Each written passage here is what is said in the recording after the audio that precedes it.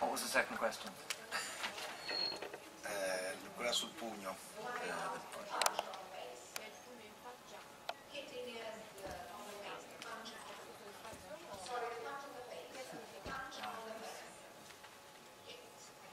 This is related to the idea that the whole mission was a fraud and had never happened, which I think, to be honest, everybody is slightly tired of answering, but I'm sure Bosca has something to say. No, lei chiedeva. She was asking about the punch, the uppercut. Yes, related to the same thing. This was not the first time that I had encountered this individual. He passed himself off during a book promotion signing as somebody who wanted my response to a film that he was going to show me that began to question different aspects of the mission. And I knew that he had his television camera going, just as you do here, to get my reaction to any little thing that is not pleasing or not in the ordinary response. And I got very angry, and we canceled his participation. And he has all that in his archives of how one does that.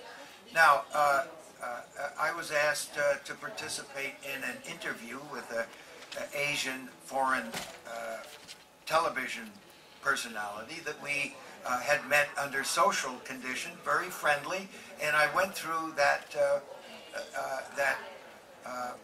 interview again with people saying that they were familiar with the radiation effects of Hiroshima and how the skin began to fall off people's face.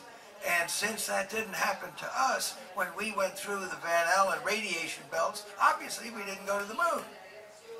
Well, now, you know, that's kind of absurd. That's a little further out than Ali G and his humorous statements about walking on the sun. Well, obviously you go to the sun at night if you are worried about the heat. But to confront this person again and to realize that he's got his camera going and he's continually bombarding in an insulting way, calling me a liar and a cheat, I don't take that lightly. I don't care how big he is. But I know that this is in the public and at an opportune time. He's a big guy. When he wasn't looking, in a split second, I gave way to my impulse, and I let him have it. And I didn't think that he was going to respond in a brawl, and I didn't think about the consequences of he bringing suit against me for assault. So it cost us some attorney's fees to do that. But my stock in the appreciation of my contemporary astronauts went sky high as the result of doing something like that. And it's a split-second decision, and you just have to take the consequences of however it pays out.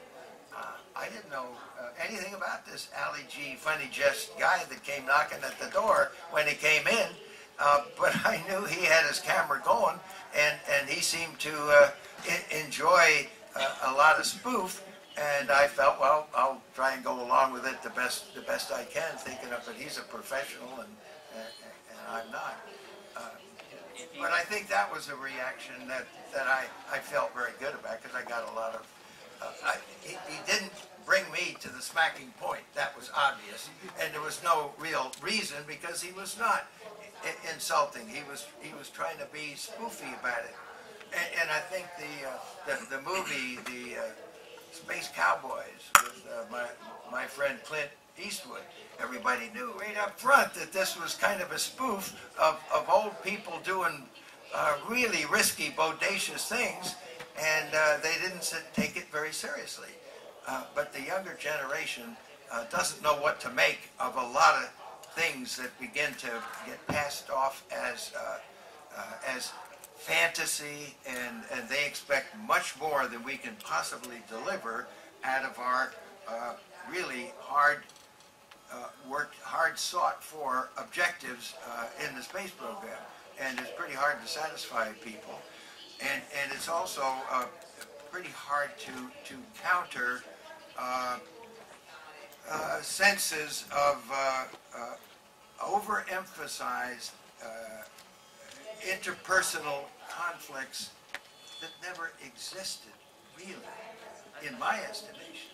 I think one of the things, sorry to cut in, but I think one of the things that spawns the idea that the whole moon landing was a spoof is because it's pretty unbelievable.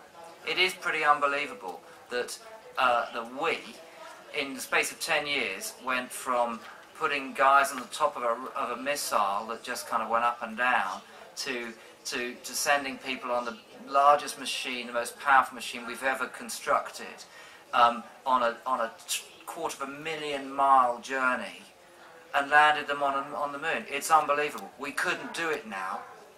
You know, NASA are trying and thinking about it. It will take them longer to do it again than it took them in the 60s.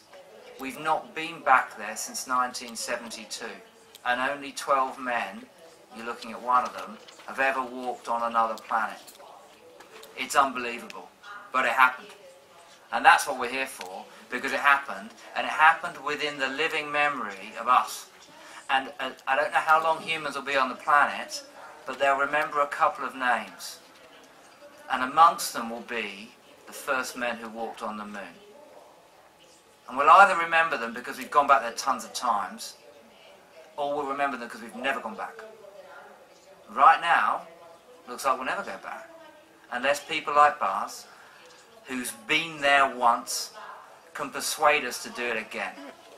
That we've got it in us, and it's important.